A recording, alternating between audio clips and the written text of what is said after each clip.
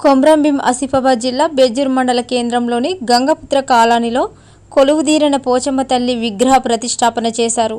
చుట్టుప్రక్కల గ్రామాల నుండి తండోపతండాలుగా భక్తులు తరలివచ్చారు. అమ్మవారిని దర్శించుకొని ప్రత్యేక పూజలు చేసి బోనాలు పోసి బాజా భజంత్రీల మధ్య అమ్మవారికి నైవేద్యాలను సమర్పించి మొక్కులు చెల్లించుకున్నారు. ఈ కార్యక్రమంలో మాజీ ఎమ్మెల్యే కోనేరు కోనప్ప పాల్గొని అమ్మవారికి పట్టు వస్త్రాలు సమర్పించి మొక్కులు చెల్లించుకున్నారు. మరియు మాజీ శాసనసభ్యురాలు పాల్వాయి రాజ్యలక్ష్మి మొక్కులు తీర్చుకున్నారు.